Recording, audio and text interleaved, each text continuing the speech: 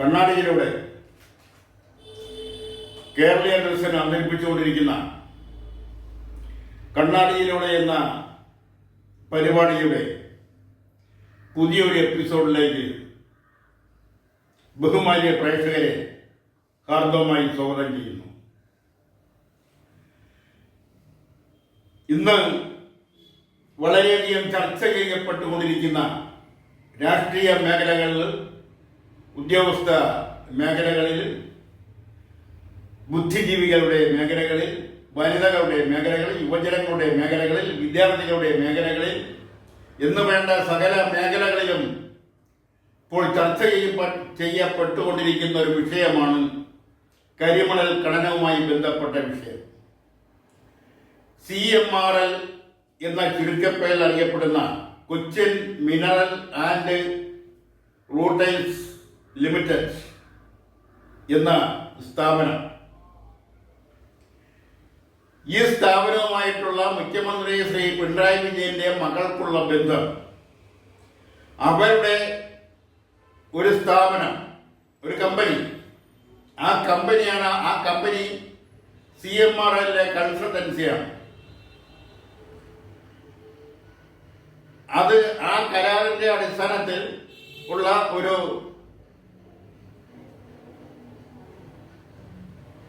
ജോലിയാണ് ഈ കമ്പനി ചെയ്യുന്നത്. അതിന് പ്രതിഫലമായി വൻ തുക ആണ് ലഭിക്കുന്നത്. ഇത്രയും തുക, എത്രയും തുകയ്ക്കുള്ള സേവനം ഈ കമ്പനി ചെയ്യുന്നില്ല എന്നാണ് ഒരു ഭാഗത്ത് നിന്നുള്ള ശക്തമായ വാദം. മറുഭാഗത്ത് നിന്നുള്ള അതിന്റെ മറ്റൊരു ഭാഗമാവട്ടെ, ഈ പണം വിദേശത്താണ് സേവ് ചെയ്യുന്നത്, വിദേശത്താണ് ഇത് ഡിപ്പോസിറ്റ് ചെയ്യുന്നത്, വിദേശ ബാങ്കുകളിലാണ് ഇത് സൂക്ഷിക്കുന്നത്, ഈ കൺസൾട്ടിംഗ് ഫീസ്. ഇതെല്ലാം വെച്ചുകൊണ്ടാണ് ഇപ്പോൾ എൻഫോഴ്സ്മെന്റ് ഡയറക്ടറേറ്റ്, ED എന്ന ചുരുക്കപ്പേരിൽ അറിയപ്പെടുന്ന കേന്ദ്ര അന്വേഷണ ഏജൻസി അന്വേഷണം നടത്തുന്നത്.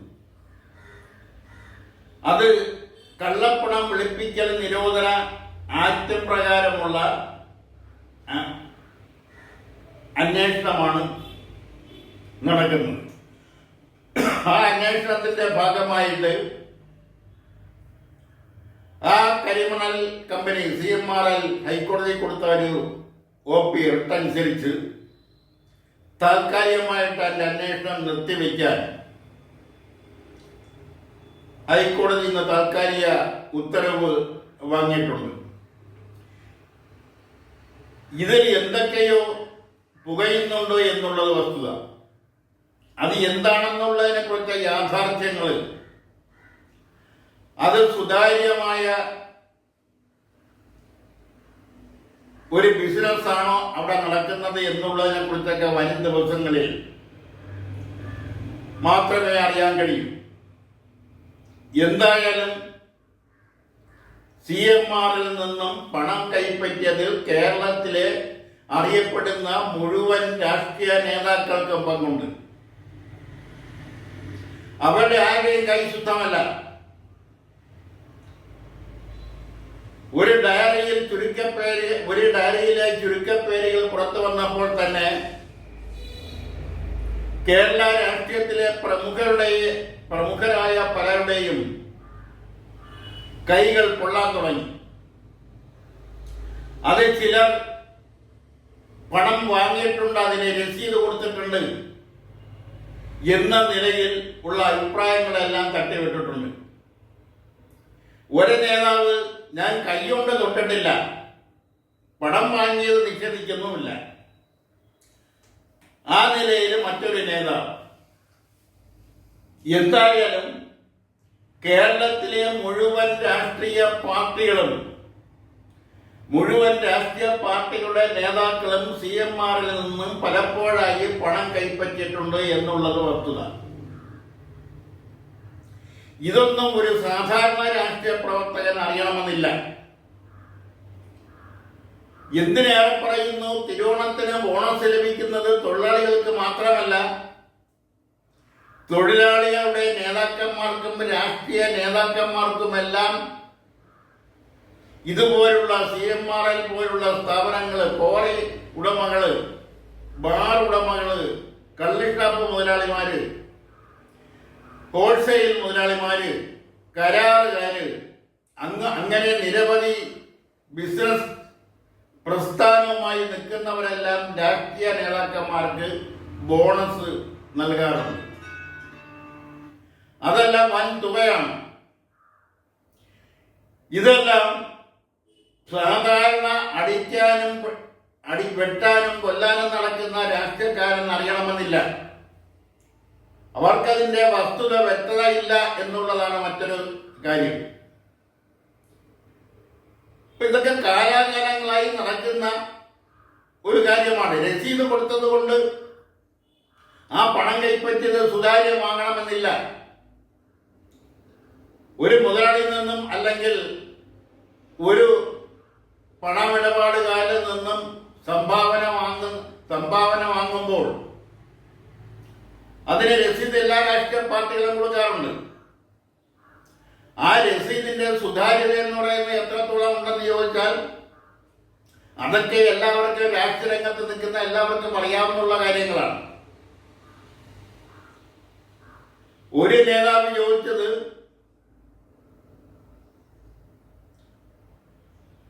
പണമുള്ളവന്റെ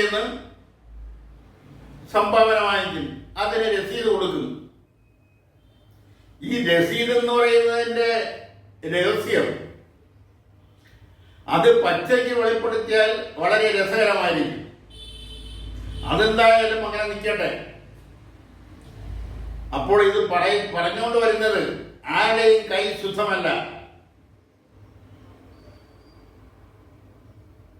അതാണിപ്പോൾ കേരള രാഷ്ട്രീയത്തിൽ നിറഞ്ഞു നിൽക്കുന്നതും. ഇനി അങ്ങോട്ട് എൻ്റെ അന്വേഷണവുമായിട്ട് ബന്ധപ്പെട്ട് എന്തെല്ലാം സംഭവ വികാസങ്ങളാണ് ഉണ്ടാകുന്നത് എന്നെല്ലാം രാഷ്ട്രീയ നിരീക്ഷകരടക്കമുള്ളവര് നോക്കിക്കൊണ്ടിരിക്കുകയാണ്. അതിനെതിരെ CMRL കേസിന് പോയി, അതിനെ ED നേരിടുന്നു. ഇതിനെല്ലാം വേണ്ടിവരുന്ന ലക്ഷക്കണക്കിന് രൂപയുടെ പണം, ആ പണം എവിടെ നിന്ന് ലഭിക്കുന്നു എന്നതിനെ കുറിച്ചുമൊക്കെ അന്വേഷിക്കേണ്ടതാണ്. എന്തൊക്കെയായാലും ഈ ഇടപാടുകൾ സുതാര്യമല്ല. സുതാര്യമായ ഒരു ഇടപാടല്ല അത് കൺസൾട്ടൻസി ആയാലും അല്ലാത്ത മറ്റേതെങ്കിലും സ്ഥാപനങ്ങളായാലും വ്യക്തികളായാലും നേതാവായാലും രാഷ്ട്രീയ പാർട്ടികളായാലും ഈ പണമിടപാടുകൾ സുതാര്യമല്ല. ഏതെങ്കിലും ഒരു പ്രശ്നം ഉണ്ടാകുമ്പോൾ, ഒരു ഇഷ്യൂ ഉണ്ടാകുമ്പോൾ മാത്രമാണ് ഇത് പുറം ലോകം അറിയുന്നതും ചർച്ചയ്ക്ക് വിധേയമാവുന്നത്. ആ ചർച്ച കഴിഞ്ഞ് കുറേ ദിവസം കുറച്ചു നാൾ കഴിയുമ്പോൾ അതങ്ങ് മറക്കുന്നു. അത് എങ്ങോട്ടോ പോയി അസ്തമിക്കുകയാണ് പതിവ്. ചിലതൊക്കെ കേസ് നിലനിൽക്കും, ചിലതെല്ലാം കേസുമായിട്ട് മുന്നോട്ട് പോകും, ചിലതെല്ലാം വഴിക്ക് വെച്ച് ഒത്തുറപ്പാകും, ചിലതെല്ലാം കേസ് ഇല്ലാതെയാവും. അങ്ങനെയൊക്കെയാണ് സാധാരണ നാട്ടു നടപ്പ്, അല്ലെങ്കിൽ നമ്മുടെ നാടിൽ നടന്നു വരുന്ന അക്കാര്യങ്ങൾ. ഇതൊന്നും പെട്ടെന്നൊന്നും അവസാനിപ്പിക്കാൻ കഴിയില്ല. കാലാകാലങ്ങളായി ഇത്തരം തെറ്റായ മാർഗത്തിലൂടെ, മോശപ്പെട്ട മാർഗത്തിലൂടെ പണം സമ്പാദിച്ച് പണം വാങ്ങി ശീലിച്ചവരാണ് നമ്മുടെ രാഷ്ട്രീയ പ്രസ്ഥാനങ്ങളും രാഷ്ട്രീയ നേതാക്കളും. അതൊന്നും അവരിൽ നിന്നും ഒരു ദിവസം കൊണ്ട് അല്ലെങ്കിൽ ഒരു നിമിഷം കൊണ്ട് എടുത്ത് കളയാ എന്ന് പറയുന്നത് എളുപ്പമുള്ള കാര്യമല്ല. അതിൽ എല്ലാവരും ഇൻവോൾവ് ആയിരിക്കുന്ന സാഹചര്യത്തിലാണ് എടുത്തു കളയുക എന്ന് പറയുന്നത് പ്രായോഗികമല്ല. അതിന്റെ കാഠിന്യം പരമാവധി കുറച്ചുകൊണ്ടുവരിക, അഴിമതികളുടെ എണ്ണം കുറച്ചുകൊണ്ടുവരിക, ഒരു സ്വകാര്യ മേഖലയിൽ നിന്നും പണം വാങ്ങുമ്പോൾ അവർ ചെയ്യുന്ന സുതാര്യമല്ലാത്ത പ്രവർത്തികളുടെ മുന്നിൽ ഭരണാധികാരികളും അധികാരികളും അതുപോലെ തന്നെ രാഷ്ട്രീയ പ്രസ്ഥാനങ്ങളും എല്ലാം കണ്ണടയ്ക്കേണ്ടി വരും. വളരെ കൗതുകപരമായ ഒരു കാര്യം കൂടി ഇതിൽ വെളിപ്പെടുത്തേണ്ടിയിരിക്കുന്നു. 2021 കരിമണൽ ഖനനത്തിനെതിരെ സ്വകാര്യ മേഖലയ്ക്ക് കരിമണൽ ഖനനം നൽകുന്നതിനെതിരെ ഒരു മനുഷ്യക്കോട്ട സംഘടിപ്പിച്ചു. അതിൽ സകലവിധ രാഷ്ട്രീയ പാർട്ടികളും സാമൂഹ്യ പ്രവർത്തകരും സാംസ്കാരിക നായകരും പ്രവർത്തകരും സിനിമാക്കാരും നാടകക്കാരും എല്ലാവരും പങ്കെടുത്ത ഒരു മനുഷ്യക്കൊട്ടയായിരുന്നു അത് ഉദ്ഘാടനം ചെയ്തത് അന്നത്തെ ആലപ്പുഴ ലോകസഭാ അംഗം ശ്രീ VM സുധീരനാണ്. അതിൽ പങ്കെടുത്ത പ്രമുഖ വ്യക്തികൾ ശ്രീ MA ബേബി എന്ന CPIM-ന്റെ ആലപ്പുഴ ജില്ലാ സെക്രട്ടറിയാണ്. മറ്റൊരാൾ കോൺഗ്രസ് നേതാവ് ശ്രീ KC വേണുഗോപാൽ എന്ന ആലപ്പുഴത്തെ MLA ആണ്. അങ്ങനെ മറ്റു പലരും സിനിമാ നടി നവ്യ നായർ അടക്കമുള്ള രാജൻ P ദേവ് അടക്കമുള്ള ചലച്ചിത്ര പ്രവർത്തകര് സാഹിത്യകാരന്മാരെല്ലാം പങ്കെടുത്ത ഒരു മനുഷ്യക്കോട്ടയായിരുന്നു 2021 ആലപ്പുഴ സംഘടിപ്പിച്ചത്.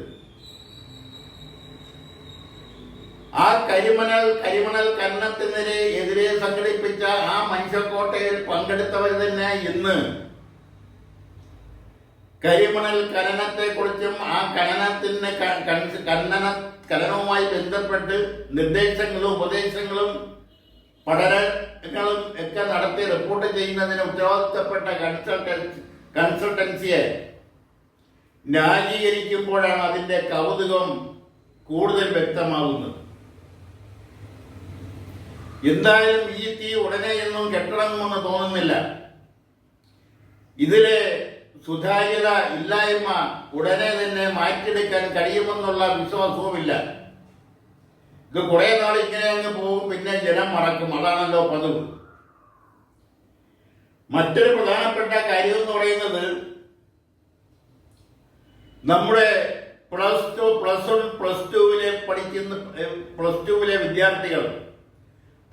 വിദ്യാർത്ഥികൾ അവരുടെ കോഴ്സ് കഴിഞ്ഞ് പുറത്തിറങ്ങുമ്പോൾ അവരിൽ 3 ലക്ഷത്തിലധികം വിദ്യാർത്ഥികളാണ് വിദേശങ്ങളിൽ യൂറോപ്യൻ രാഷ്ട്രങ്ങളിൽ പഠനത്തിനായി പോകുന്നതെന്നുള്ള ഒരു സർവേ പുറത്തു വന്നിരിക്കുന്നു.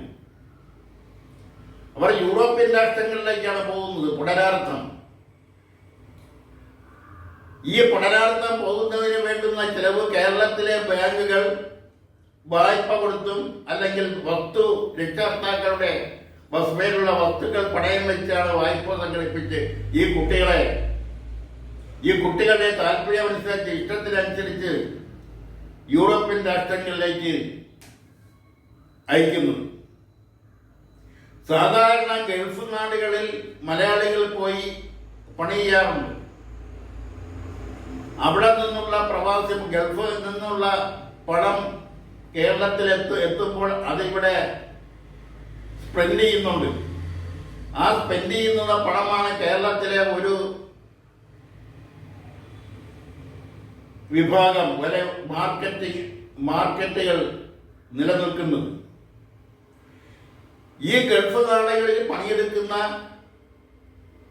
മലയാളികൾ 1-2 വർഷം കൂടുമ്പോൾ അവർ നാട്ടിൽ വരികയും അവരുടെ അച്ഛനമ്മമാരുമായി അല്ലെങ്കിൽ രക്ഷകർത്താക്കളുമായി അല്ലെങ്കിൽ ഭാര്യയും മക്കളും ഒരുമിച്ച് താമസിച്ചിട്ട് അവധികാലം കഴിഞ്ഞ് തിരിച്ചു പോവുകയും ചെയ്യുന്ന ഒരു പ്രക്രിയ മുമ്പും ഇപ്പോഴും നടന്നു വരുന്നുണ്ട്.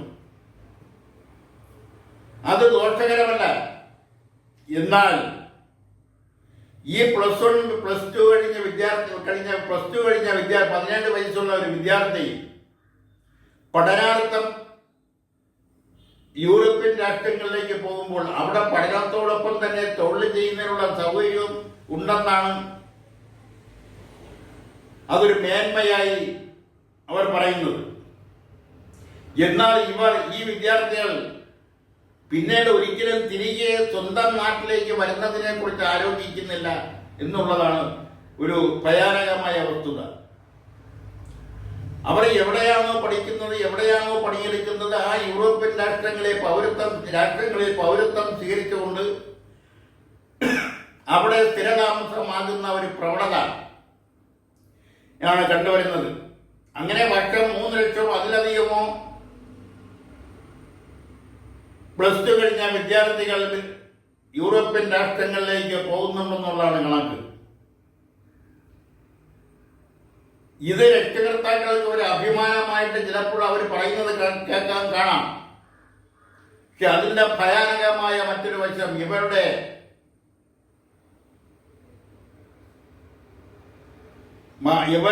അറിവ്, പാണ്ഡിത്യം, തൊഴിൽ മേഖലയിലെ പ്രാവീണ്യം, ഇതെല്ലാം വിദേശത്ത് അവർ വിനിയോഗിക്കുന്നതോടൊപ്പം അവർ അവിടെ തന്നെ സ്ഥിരതാമസം ആക്കിക്കൊണ്ട് നാടിനെയും ബന്ധുക്കളെയും എന്തിന് അച്ഛനും അമ്മയും അടക്കമുള്ളവരെ വിസ്മരിക്കുകയാണ് ചെയ്യുന്നത്. അവർ തിരിച്ച് നാട്ടിലേക്ക് വരാൻ അവർ ഇഷ്ടപ്പെടുന്നില്ല. അവർ ആ വിദേശ സംസ്കാരവുമായി ഇണങ്ങിച്ചേർന്ന് അതാണ് അവർ ഇഷ്ടപ്പെടുന്നത്. അവിടുത്തെ സാമൂഹിക ജീവിതം, അവിടുത്തെ സർവ സ്വാതന്ത്ര്യത്തോടു കൂടിയുള്ള ജീവിതം, അതാണ് അവർ ഇഷ്ടപ്പെടുന്നത്. അതാണത് ഭയാനകമാണെന്ന് പറയാനുണ്ടായ കാരണം. അതിൻ്റെ യഥാർത്ഥ വസ്തുതയിലേക്ക് രക്ഷകർത്താക്കൾ കടന്നു ചെന്ന് അതിനെക്കുറിച്ച് പഠിക്കുന്നതിന് പകരം അതിനെ പ്രോത്സാഹിപ്പിക്കുകയും അത് എന്തോ വലിയ കാര്യമായി പറഞ്ഞു നടക്കുകയും ചെയ്യുന്ന ഒരു പ്രവണത നമ്മുടെ നാട്ടിലുണ്ട്. അവർക്കിതൊരു മുന്നറിയിപ്പാവുമെങ്കിൽ അത്രയും നല്ലത്. അതോടൊപ്പം തന്നെ സ്കൂൾ തുറക്കുന്ന ഈ അവസരത്തിൽ, വിദ്യാലയങ്ങൾ തുറക്കുന്ന ഈ അവസരത്തിൽ മയക്കുമരുന്നിന്റെ വ്യാപനം, അത് ഉപയോഗിക്കുന്നതിന്റെ വ്യാപനമൊക്കെ അത് ഭയാനകമായ രീതിയിലാണ് കേരളം നോക്കിക്കാണുന്നത്. സ്കൂൾ തലം മുതൽ, സ്കൂൾ വിദ്യാർത്ഥികൾ മുതൽ മുകളിലോട്ട് മയക്കുമരുന്ന് ഉപയോഗിക്കുന്നവർ മാത്രമല്ല, മയക്കുമരുന്നിന്റെ വിപണനത്തിൽ പോലും അവർ പങ്കാളികളാണ്. അക്കാര്യത്തിൽ ആൺകുട്ടികൾ മാത്രമല്ല പെൺകുട്ടികളുമുണ്ട്. സ്കൂൾ തലങ്ങളിലെ ആൺകുട്ടികളും പെൺകുട്ടികളും മയക്കുമരുന്ന് ഉപയോഗിക്കുക മാത്രമല്ല മയക്കുമരുന്നിന്റെ വിപണികളിൽ ഏർപ്പെട്ടിരിക്കുന്നു. പാവം രക്ഷകർത്താക്കൾ അച്ഛനുമയ്ക്കും ഒരുപക്ഷെ ഇതൊന്നും തിരിച്ചറിവില്ലായിരിക്കും. ഒരുപക്ഷെ എങ്ങനെയെങ്കിലും അവരെ തിരിച്ചറിഞ്ഞാൽ തന്നെ അവരെ മൂടി വയ്ക്കാനാണ് ഇഷ്ടപ്പെടുക. അപ്പോഴും തങ്ങളുടെ കുട്ടികളെ കർശനമായി പിന്തിരിപ്പിക്കാനോ ഒന്നും അവര് ശ്രമിക്കാറില്ല. ഇത് കുട്ടികൾക്ക് കൂടുതൽ പ്രോത്സാഹനമാവുകയും അവർ മയക്കുമരുന്നിന്റെ ഉപയോഗം കൂടുതൽ വർദ്ധിച്ചു വരികയും അവരതിൻ്റെ വിപണന ശൃംഖലയിൽ ഏർപ്പെടുകയുമാണ് ചെയ്യുന്നത്. ഇത്തരം കുട്ടികളെ ഈ ശൃംഖലയിലേക്ക് കൊണ്ടുപോകുന്നതിനും ആൺകുട്ടികൾ പെൺകുട്ടികൾ വ്യത്യാസമില്ലാതെ ഇതിലെ കണ്ണികളാക്കുന്നതിനുള്ള മാഫിയ സംഘങ്ങൾ, അത് വിദേശത്തുള്ള മാഫിയകളുടെ സഹായത്തോടെ നമ്മുടെ നാട്ടിൽ പ്രവർത്തിക്കുന്നുണ്ടോ എന്നുള്ളതാണ് വസ്തുത. വളരെ കാര്യക്ഷമമായ പ്രവർത്തനത്തിലൂടെ ഈ കുട്ടികളെ പിന്തിരിപ്പിച്ചില്ലെങ്കിൽ ഇത് സമൂഹത്തിന് വലിയ ആപത്താവും, വലിയ വിപത്തായി മാറും. ഇത് അതിന് കടന്നുപോയാൽ പിന്നെ അവരെ പിന്തിരിപ്പിക്കാൻ വളരെ ബുദ്ധിമുട്ടാണ്.